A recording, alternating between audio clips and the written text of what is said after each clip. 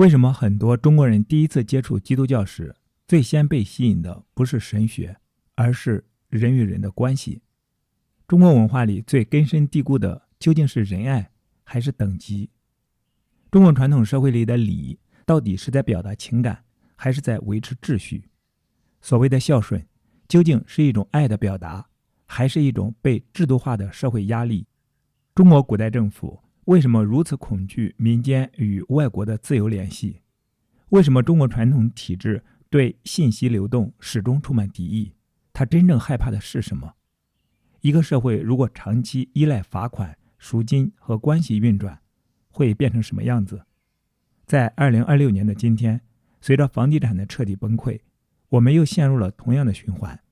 這個系統正在變着花樣地增加非稅收入。為什麼很多中國人寧願相信潛規則，也不相信正式規則？歡迎來到解讀中國文化的頻道，我們共同查殺掉自己頭腦中的中國文化病毒，給大腦升級，做更好的自己。讓我們一起文化出埃及。今天我們繼續讀《利瑪竇中國札記》第18章，郭居敬神父和徐寶祿在上海。徐寶祿、徐光啟把他退職為副守孝的3年時間，用來為他的家人和他的同胞公民改善物質和精神的福利。他要求利瑪竇神父派一名神父來指導這項工作，而郭居敬神父自從由澳門返回南京後，一直不是很忙，所以就被派去協助他。寶祿的老家上海在南京省，也是南直隶，是一個不很重要的城市，被稱為縣或縣城。它離南京皇城約為144意大利里，北緯29度，離東海不遠，在朝鮮這一邊，並且因為距日本列島過近，從而為居民所不喜歡。順風時乘船渡過海峽，可以在24小時之內到達日本。附近水域經常有海盜出沒，因此維持有一支強大的駐軍保護城市，還有一支艦隊保衛海疆。本城的名字是因位置靠海而得，上海的意思就是靠近海上。城的四周有2英里長的城牆，郊區的房屋和城內的一樣多，共有4萬家，通常都是以爐灶數來計算。中國人的城市有這麼大量的人口，聽了不必大驚小怪，因為即使鄉村也是人口過分擁擠。城市周圍是一片平坦的高地，看起來與其說是農村，不如说是一座花園大城市。塔和農村小屋、農田一望無際，在這一片外圍有2萬多戶人家，與城市和近郊人口加在一起共達30多萬人，都屬同一個城市管理。這個管理當局每年向國庫上交15萬金锭的稅款，是以同等價值的銀子交付的，糧稅與貨幣稅相等，2項總值為30萬金锭。由此可以估計出整個國家每年要向皇上的交納多麼驚人的巨額賦稅。這個省份的這一地區生產米和棉，棉可做各種布，據說此地織工有20萬人。布匹出口到北京皇宮和其他省份，這裡的人，特別是城裡人，都非常活躍，不大穩定，頭腦聰明，出過很多學者文人，因而也出過很多大官。他們從前身居高位，現在退休後都很有錢，居住在富麗堂皇的府邸裡。城市的街道很狹窄，這裡天氣溫和，可以說明何以這裡的人要比國內別處的壽命更長些。在這裡，人們不以60歲為高，有很多人到80或90，有些甚至活過100歲。徐寶祿就出生在這個地方。徐寶祿不願讓郭居敬神父獨自一人上路，曾計劃自己到南京去接他，並在那裡為他的父親舉行一次紀念活動。他還打算為郭居敬神父在上海縣宣講福音取得必要的批准，但他沒有離開他的老家，因為他正照料一個生病的親戚。這個人是個文士，他正教導他歸信並準備領洗。他派家中的總管去陪伴郭居敬神父乘船來，還帶有一封信，深知他未能按照計劃親自來接，他還送去一大筆錢支付旅行的費用。郭居敬神父在途中時，徐寶祿正在教導他有病的親戚以基督教教義。他給他一副聖母像，供他個人供奉之用，還有一串念珠，使他可以不斷用來祈禱自己不要在靈洗之前就死去。他宣告誠心悔罪，並且熱切要求靈洗。讓我們希望有這2點就足以使他得以永恆的得救吧。郭居敬神父除行路所需而外，絲毫沒有耽擱，但他沒有能及時趕到舉行聖禮。到那時為止，神父們還沒把洗禮的形式譯成中文以供急需。拉丁文的格式已經用中國字寫出，但是能用它的中國人很少。後來這個困難得到了補救。郭居敬神父在1608年臨近年終時離開南京，徐寶祿乘自己的船在半途迎候，並且用一切方法表示歡迎和友誼，留他在家裡做客3天。徐寶祿想到他的親戚未能靈洗就死去了，感到十分悲傷。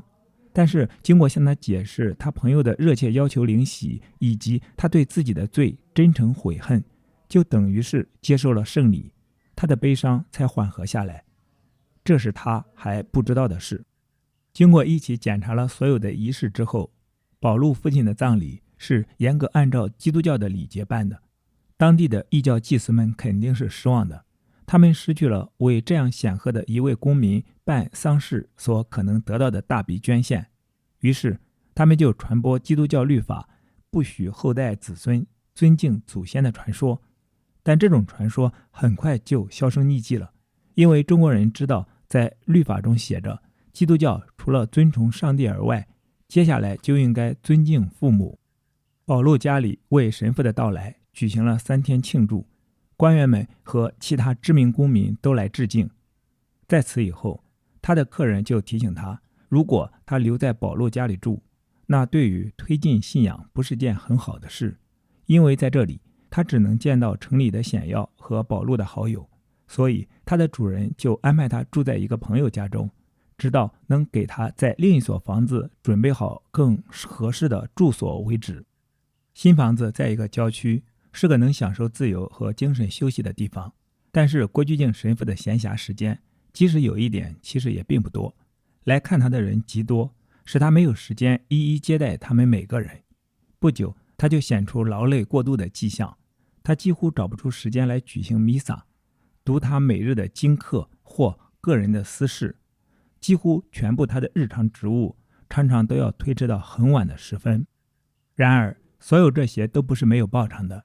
在開始的那段很短的忙碌活動期間，他使得50個人歸信，在不到2年的時間裡，他已經使200人歸信。這是別的傳教中心在初創時期又在那麼短促的時間內所沒有發生過的事。因為感興趣的來訪者人數越來越多，徐寶祿就在城裡買了處房子，他對神父的工作更合適一些。在這裡發生很多的事都榮歸上帝，很值得記錄下來。為了簡明起見，我們將只限於報道最突出動人的事件。該城的長官經常來訪，引起了很多流言。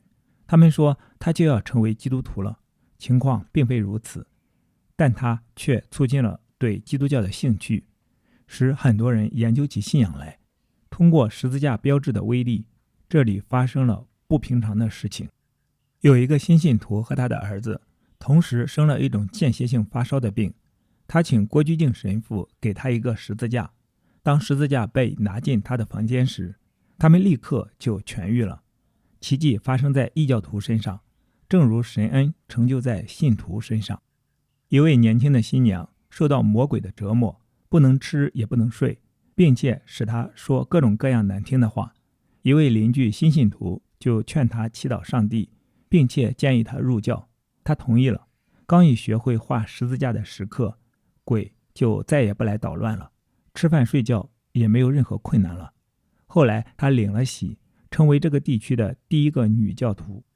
有一位信徒在領洗之前，把所有的偶像都焚燒掉了。天哪，魔鬼就以一種奇怪的方式報復他的焚燒。只要他想煮飯，米就不見了，只剩下一鍋水，顏色黑得像墨一樣。他來請教神父，神父給他一個十字架放在他家裡，從此廚房裡再也沒有鬧鬼了。徐寶祿有一個僕人突然生了病，郭居敬神父去看他，給他上了一門教義課。從他一靈洗起，他就很快康復起來，幾天之內他就能起床活動，完全恢復了健康。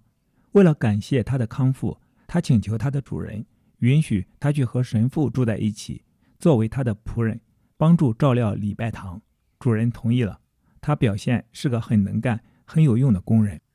有很多異教徒瞻仰十字架，並答應願意成為基督徒，他們身上的病痛就都好了。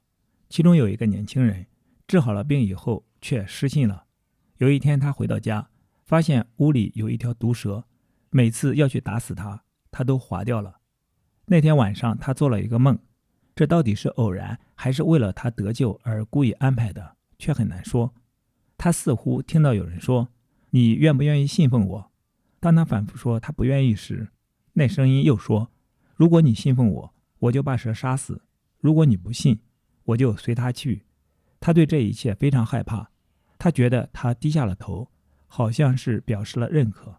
無論如何，他促使他履行了他原先答應過而後又背棄的諾言。上帝的仁慈也恩惠一個有基督徒兒子的異教徒身上。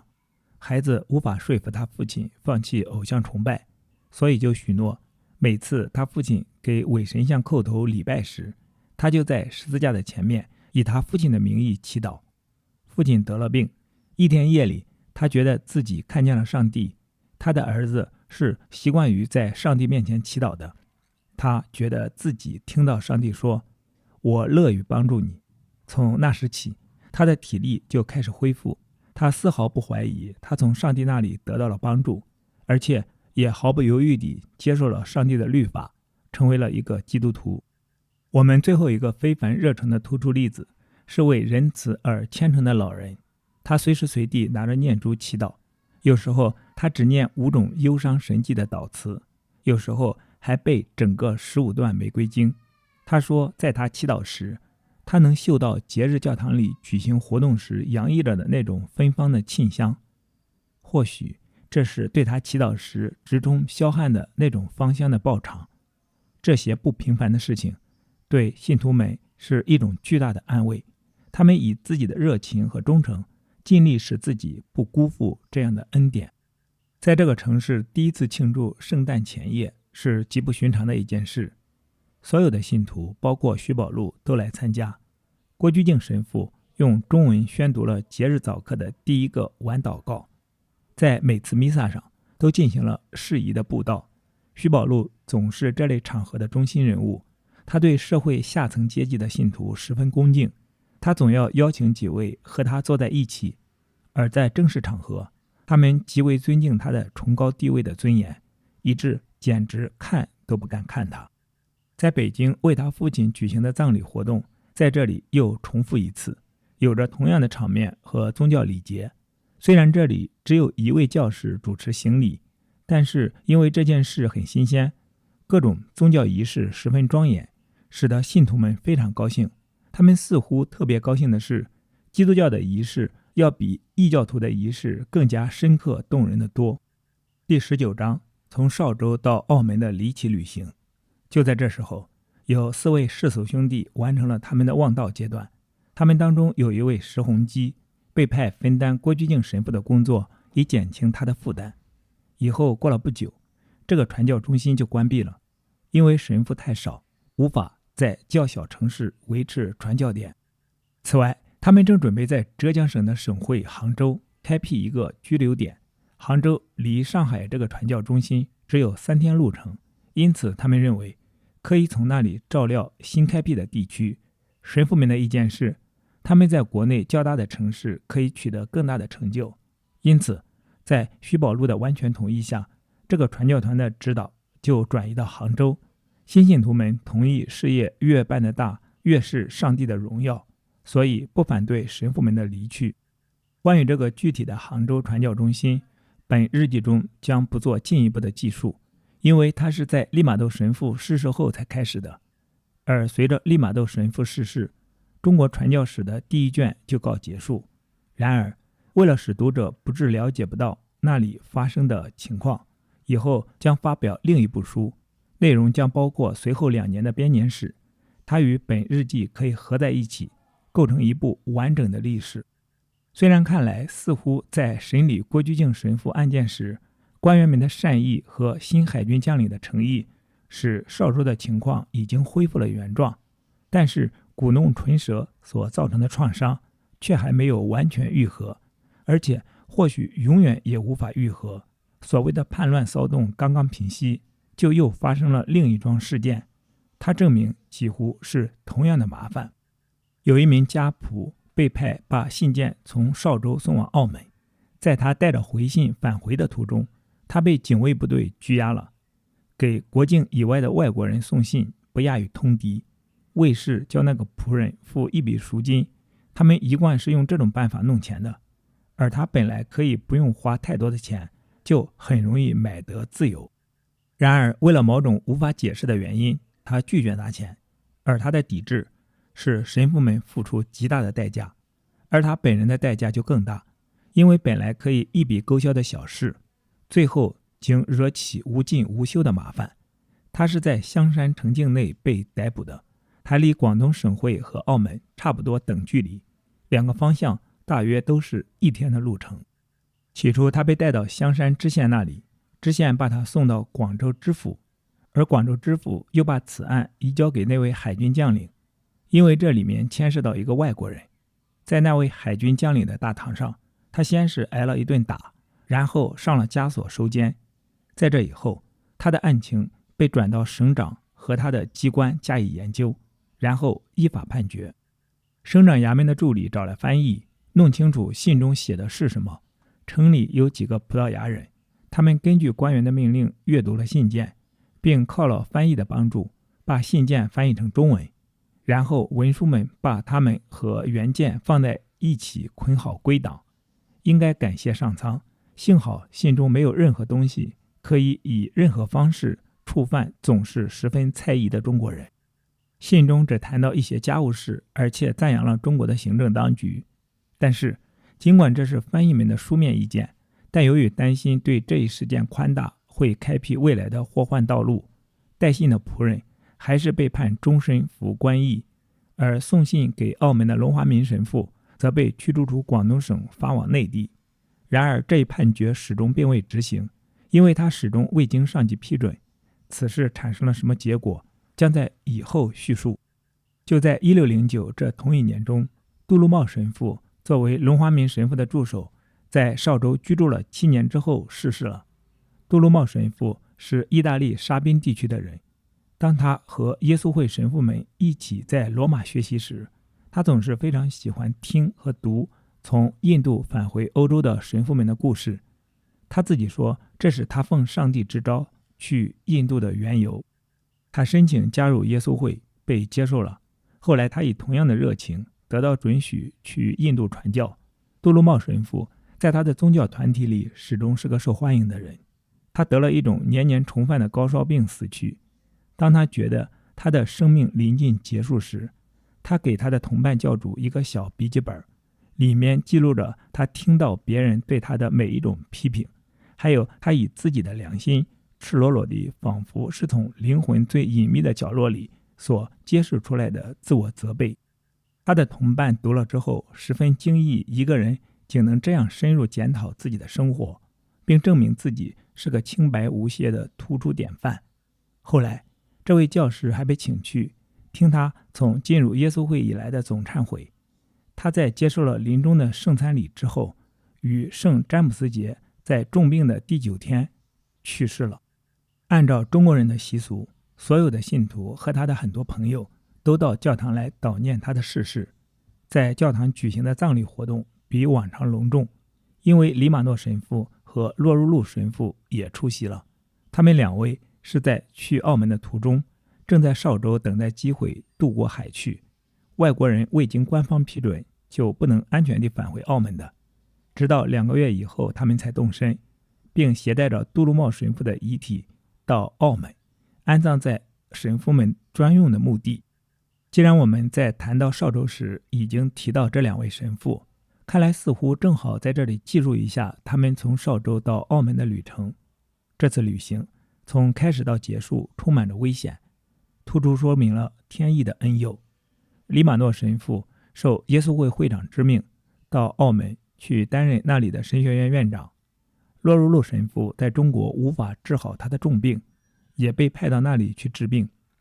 龙華民神父將代替黎馬諾神父任中国傳教團南方2個教會的監督，由黎馬諾神父領導。他們認為，如果他們帶上杜魯茂神父的遺體去澳門下葬，可能成為他們途中安全的保證。中國人或是出於迷信的恐懼心理，或是出於對死者的尊敬，將不會走進棺材的。他們帶着一位世俗兄弟離開邵州，沒有幾天就順流抵達廣州。無論什麼時候，在廣州想辦法換船再走2天到澳門，都是件極困難的事情。由於擔心無數的警衛部隊會有人認出他們是外國人，所以他們來到離城約 1.5 英里的一個比較偏僻的碼頭停泊。那位世俗兄弟在這裡上岸，和一個船主人商量把棺材運往澳門，並帶信通知神學院院長他們正在到來，使他能安排好最安全的辦法，使他們一旦登了路就前往神学院。這個行動計劃是被迫制定的，因為他們在市場上找不到一個葡萄牙商人來傳達這個信息。杜魯茂神父的遺體運來了，並在教會墓地下葬。又過了40天，他們還是找不到一個水手肯冒險運送這幾個外國人。過了這段時間之後，大家只能是認為他們已經被捕了。其實他們仍然待在船上。有一天剛剛天亮之前，有幾個警衛突然吵吵鬧鬧地來到，叫喊着他們在搜查一個被綁架的婦女。那天早上天很冷，神父們在床上裹在被子裡，就是這種情況才使他們沒有被逮捕。在警衛走近的時候，他們把腳從被子裡伸出來，這足以向警卫證明他們要搜查的人不在這裡。中國婦女都是小腳，無論白天或黑夜什麼時候，都是用布帶緊緊纏着，以防長大。然而警衛的光臨使他們大為焦慮。有幾個警衛已經知道這條船上有外國人，看起來好像找那個婦女只不過是這次襲擊的一個借口。後來證明確實是警察奉官員之命在尋找一個逃走的女人。他們看到船上實在沒有女人，沒有再搜查就走了。但是靠上帝保佑，他們在搜查中沒有看到其他一些東西。他們或許不是在找這類東西，但在他們面前就擺着幾本祈禱書，另有幾本歐洲式装訂的書和一些可以證明有外國人在這裡的各種東西。有一個葡萄牙商人在驶往澳門的途中，把船停泊在河的對岸。神父們正有燃眉之急，便趕快去請他來幫忙，除非是他想讓他們聽天由命。這個人冒着對自己很大的危險，派他的翻譯過來，把他們領到他的船上。在這裡我們要順便說幾句話，稱讚這個葡萄牙人冒險來幫助基督教的事業。他們在離開自己的船時，就打發那位世俗兄弟回邵州去，怕的是如果他們萬一遇到嚴酷考驗的話，他也許經受不起。葡萄牙人船上的船長看到他們，從他們的面貌就看出他們是什麼人。他怎麼也不肯讓他們上船，甚至他們答應用银子把船裝滿，所以他們不得不留在岸上過夜，躲在樹下，以避免引起注意。這也不十分安全。於是有一個人爬到樹上，別的幾個則鑽進了灌木叢。他們在裡面度過了一個不眠之夜。而在這種情況下，他們所恐懼的壞事，倒不如恐懼本身能造成更大的傷害。不過船長不讓他們搭船，卻是天意庇護的又一個例子。他們剛剛隱蔽起來，就來了一條海關的快艇，靠近葡萄牙人的船來檢查走私貨。毫無疑問，如果神父们當時在船上，他們的航程就會突然終止了。那位葡萄牙商人無意拋棄他們，他很同情他們，就像是和他們一起分擔一場共同的危險似的。他把那個不讓神父們上船的船長打發上岸，吩咐他去找一所房子，使他們可以藏起来，等到另外有開往澳門的船到來。船長奉命去了，但一直沒有回來。他們又害怕起來，並非沒有理由地怕他是去官长那裡告發他們。他們這一夜又是祈禱又是躲避警衛的視線，而且看來十分肯定，如果天亮時還沒有更好的辦法，他们就只好束手去见官员们了。自首入狱的办法看来似乎要比被捕入狱更加安全一些。隨着黎明的到來，他們的焦急也越來越厲害了。他們在衡量着為信仰而受難的願望和他可能給中國基督傳教帶來傷害這兩者的輕重得失。隨着天一亮，他們差不多已經沒有希望得到人間的幫助了。這時他們從藏身的岸上向下望去，看到水邊有一條漁船，而漁人和他的家人都在岸上。這是常見的清晨景象。葡萄牙商人的翻譯去和漁人商量，請他或是送神父們回他們的船，或是如果他們發現那位世俗兄弟已經和他們的船一起走了的話，則送他們去澳門。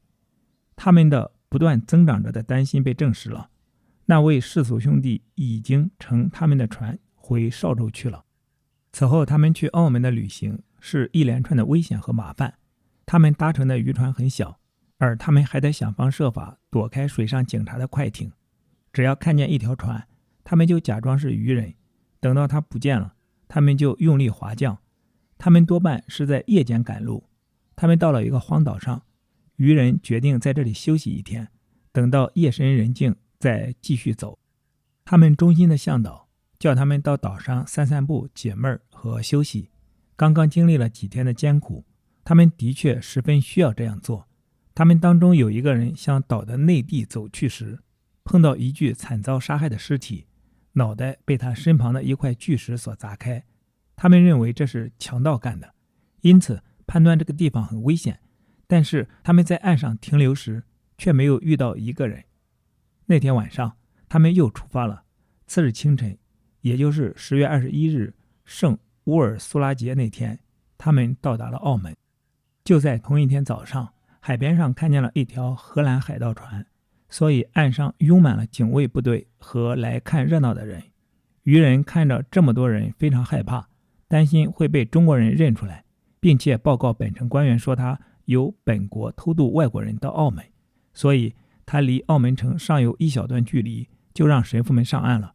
神父們從這裡走到離城很近的一個小山頂上，那裡有一所獻給聖母的小禮拜堂。這個禮拜堂叫做導航堂，因為它面臨大海，正對着駛來的日本商船，而這些日本商船隊是給全城運來維持生計的財富的。在這裡，他們感謝這位行人指導者的聖母，感謝他使他們在上帝之下通過了許多艱難險阻而到達安全之港。他們派人去通知神學院院長說他們已經到達。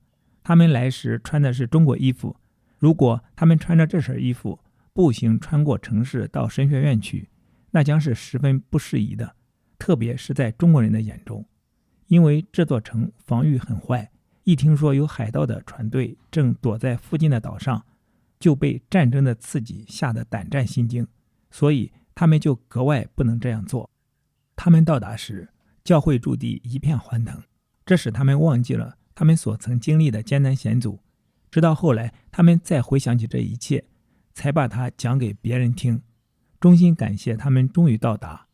這類考驗是那些自願在異教徒當中為傳教事業而勞動的人們所經常遇到的。此處也並不當作這種遠征的例外情況而加以敘述。請想一想歐洲有些勇敢的人的野心勃勃，他們為了尋找世人所貪圖的財寶和奢侈，從而經受航海的艱難困苦。但是與傳教士們所辛勤追求的目標相比，他們的目標又算什麼呢？以上是原書的正文部分，後續是從解讀中國文化的視角做出的幾點總結。第一，上海從花園城市到邏輯實驗場。當時的上海還是個縣，但在利瑪竇筆下，他已經展現出了某種大腦升級的潛質。人多未必是負擔。札記記錄了上海及周邊30多萬的人口，驚人的賦稅和20多萬職工。這說明上海自古就是信息流動和財富創造的高地。這裡的人頭腦聰明、活躍、多學者，這正是查沙病毒安裝新文明系統的最佳土壤。長壽的秘密這一章提到，上海人活到80-90歲很常見。從解讀的视角來看，這種長壽除了氣候，更多來自於一種相对溫和、開明的社會氛圍。徐光啟、徐寶路這種頂尖大腦就誕生於此。